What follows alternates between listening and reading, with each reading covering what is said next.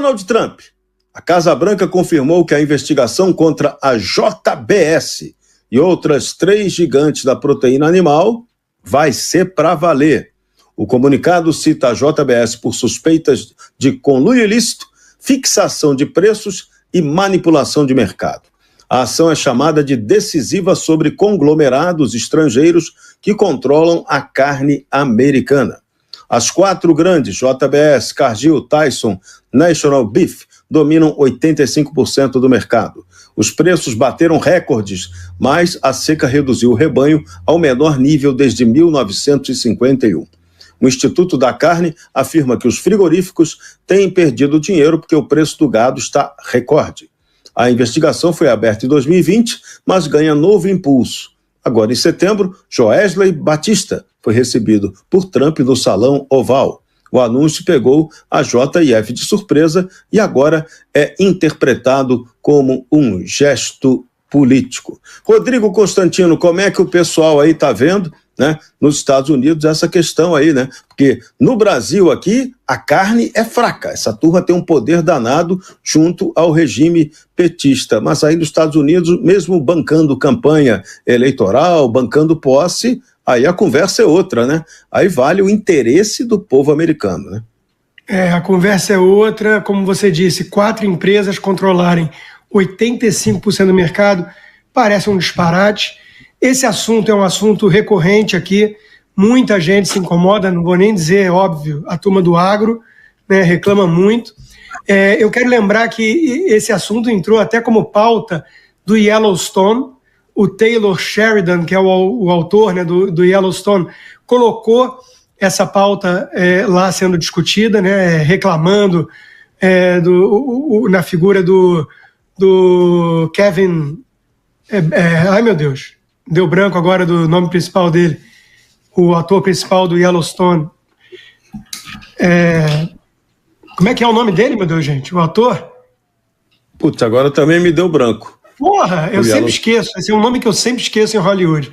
Ator famosíssimo, né? Mas enfim, ele reclama, né, que eles ficam produzindo gado, né, enquanto chega aí os processadores de carne estrangeiros e asfaltam o mercado, né? Então é um tema recorrente, esse que é o ponto, né? E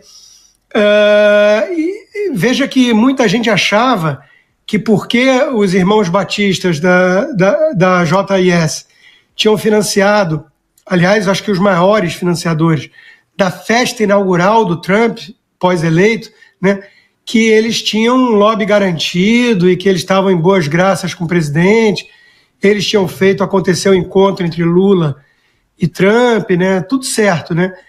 E olha que nos Estados Unidos a função do lobista é legalizada, né? Mas, como vocês podem ver com a notícia, né, o Trump não está muito sensível a esses 5 milhões de argumentos, não. Ele está mais preocupado com o mercado de carne nos Estados Unidos e o impacto disso, né, de um possível cartel manipulando preços para cima. Então, vai ter uma investigação.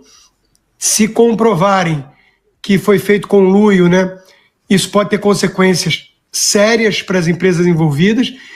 E, Serrão, o que eu posso dizer é que talvez os americanos passem a conhecer um pouco melhor os irmãos que nós já conhecemos tão bem, né? De outros carnavais, mas também tempos petistas, né? Então, é impressionante como a JBS saiu de um grupo grandinho para um grupo gigantesco, enorme, que absorveu, inclusive, empresas importantes nos Estados Unidos. Tudo isso com muito crédito subsidiado, com participação da BNDESPAR, né? Ou seja, é um típico caso de seleção dos campeões nacionais, que o PT adora, né? O PT gosta de um capitalismo de laços, onde eles escolhem os campeões, dão crédito subsidiado, praticam protecionismo, dão aquela ajudinha e dão aquele empurrão para as empresas virarem gigantescas, e aí depois a gente sabe como é que é. O Joesley Batista já tinha confessado que mandaram depositar 300 milhões de dólares para o Lula e Dilma no estrangeiro, né? Então é disso que se trata, no Brasil. Aqui nos Estados Unidos, se cometeram práticas ilícitas, vão descobrir que o buraco é mais embaixo. Não adianta nem colaborar com a posse, que aí o bicho não pega. O ator, a gente se lembrou, é o Kevin Costner. O perigo agora é ele voltar a ser o detetive Elliot Ness, né, nos Intocáveis, para correr atrás dessa turma aí do cartel. Aí o bicho vai pegar e a parada vai ficar nervosa. Mas vamos lá, do Elliot Ness, vamos do Yellowstone, vamos de lá do Yellowstone. Fala, Sepúlveda. Não, é porque tem que ser esse momento, né? Passamos da carne para a tilápia, né? A tilápia é enfiada numa espécie invasora, que não é mais, e no dia seguinte nós temos a JBS importando tilápia do Vietnã. Coincidências, pá. Coincidência, mero detalhe, né? Quando não é o boi, é o peixe que vem de fora, né? E aqui não tem peixe pequeno não, hein? Tem peixe grande para ser fisgado. E talvez esse peixe grande acabe sendo fisgado pelos norte-americanos, né? É mole não. Agora vamos dos peixinhos e dos boizinhos americanos para o nosso boi local, Lula. Lula não visitou vítimas do tornado no interior do Paraná, mas viajou à Colômbia no domingo. O presidente fez um papel feio na cúpula da CELAC e União Europeia para prestar solidariedade ao Maduro. Lula criticou os Estados Unidos sem mencionar diretamente Trump. O presidente da União Europeia, Ursula von der Leyen, não compareceu, assim como Ursi, Sheinbaum e Milei. Até Lula reconheceu que o evento estava meio esvaziado. As cúpulas se tornaram um ritual vazio, segundo ele. Lula também disse que a ameaça do uso da força militar voltou a fazer parte do cotidiano da América Latina. E o presidente afirmou que democracias não combatem crime violando o direito internacional. Enquanto tornados no Paraná deixam 1.000 mortos e 1.000 desabrigados, deixam muitos mortos, foram 6 mortos e 1.000 desabrigados, destruindo 90% de uma cidade, Lula apenas expressou solidariedade por redes sociais, num discursinho que ele fez também mequetrefe, que foi lido nessa cúpula, e enviou Gleisi Hoffmann àquele município. Sepúlveda, mais um vexame, mais um fim de semana de Lula mostrando que ele é o Lula. É esse que é o Lula, não enganou ninguém. Quem fez o L é que se iludiu, né? Eu acho que nós devíamos chamar aqui a atenção que, bom, parece que ele agora está especialista em participar de reuniões internacionais fracassadas, Flop 30, CELAC também esvaziada, mas eu acho importante ver o seguinte, a CELAC nada mais é do que um grupo criado com base no Foro de São Paulo e também no Grupo de Puebla para confrontar a OEA, porque a CELAC foi organizada para pôr os Estados Unidos, o Canadá para fora e fazer um conjunto de países anti-imperialistas, digamos assim. Bom, só que a CELAC não disfarça mais de que ela é um braço do Foro de São Paulo. E essa reunião nada mais era do que uma reunião do Foro de São Paulo para defender o Maduro.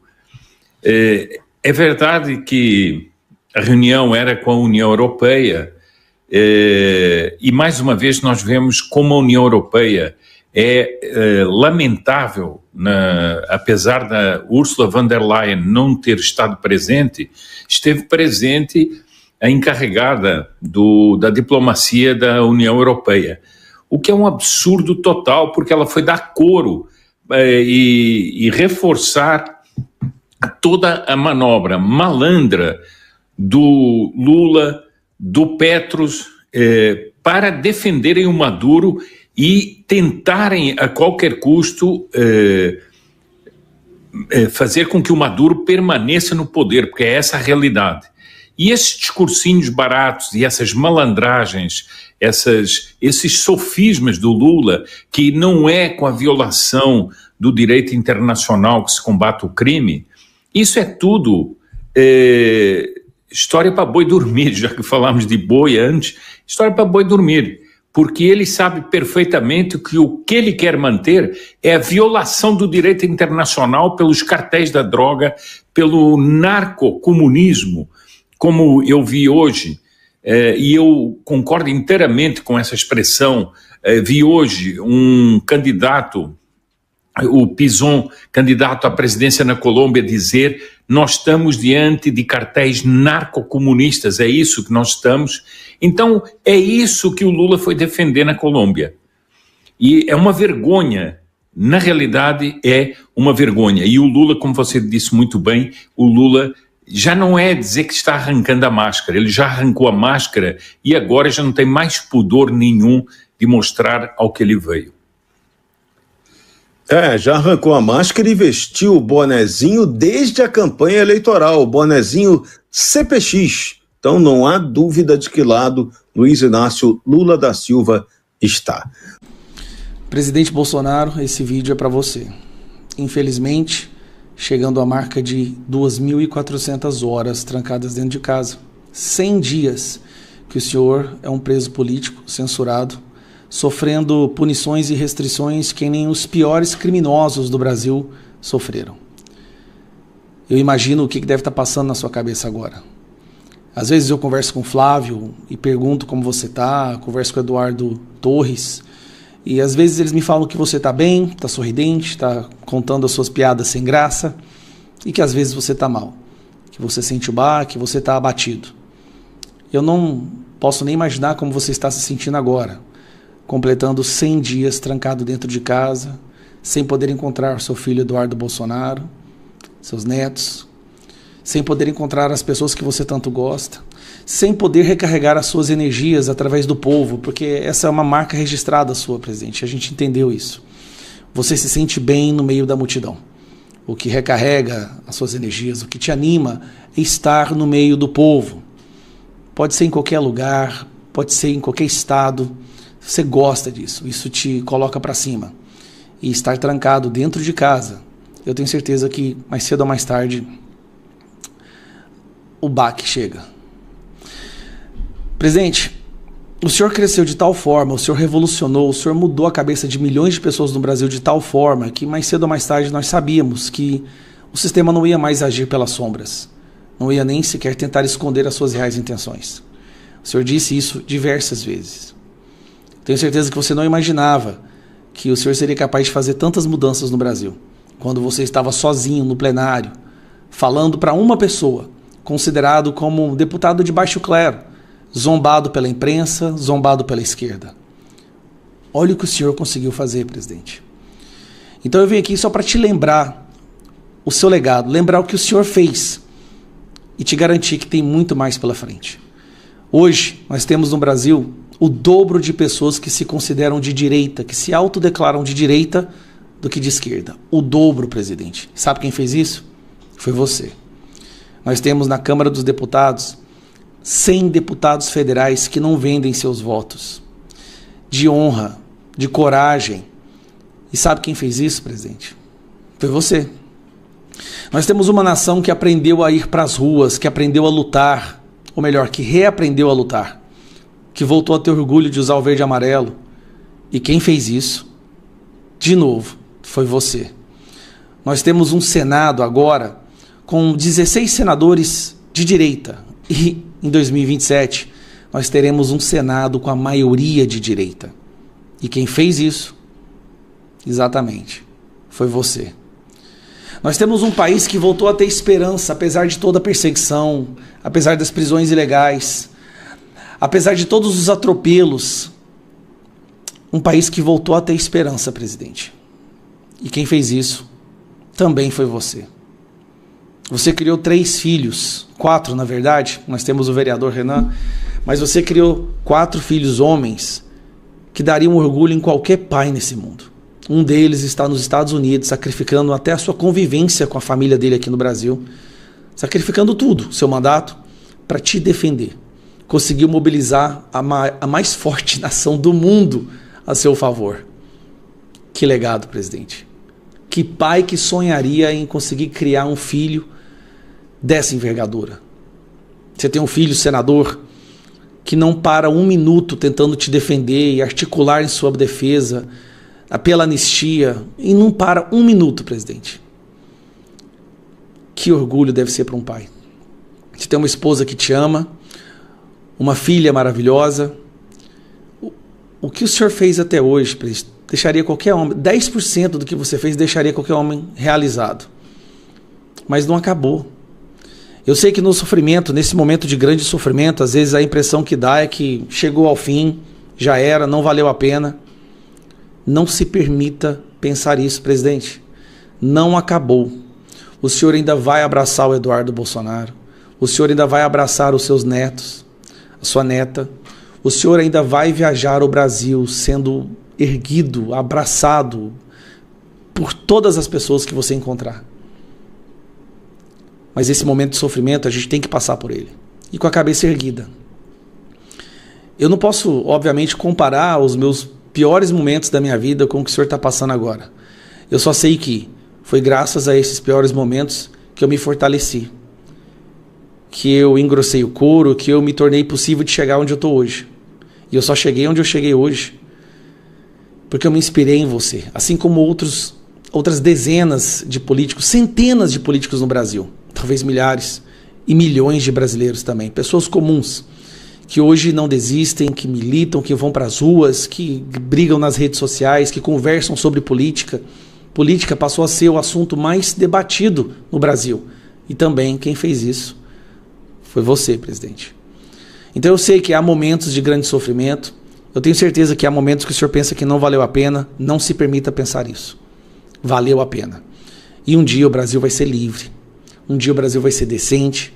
E nós vamos olhar para isso e lembrar que isso tudo aconteceu porque o Senhor nos inspirou. Continua nos inspirando. E o Senhor vai sair dessa prisão. O Senhor vai sair de tudo isso. E tudo que fizeram contra você, os responsáveis irão pagar. Irão pagar na justiça, irão pagar aqui ou na outra vida. Não se permita ficar triste, presidente. Que dia que você ia imaginar, quando você era um vereador, quando você era um deputado de baixo clero, que dia que você poderia sequer cogitar a possibilidade de um dia você mobilizar uma nação inteira? E não é só pelo senhor, é pelas bandeiras que o senhor nos ensinou a levantar novamente. Que antes as pessoas tinham vergonha de falar de família, da nossa fé, dos nossos valores. Hoje a gente fala com orgulho. Eu sei que eles virão atrás de outras pessoas. Esse sistema pode vir atrás de mim, do Nicolas, dos seus filhos, a gente sabe disso, e de várias outras pessoas. Mas a chama que o Senhor iniciou, ela não pode ser apagada. Ela se alastra. E se nos derrubarem, vai vir outro ocupar esse lugar.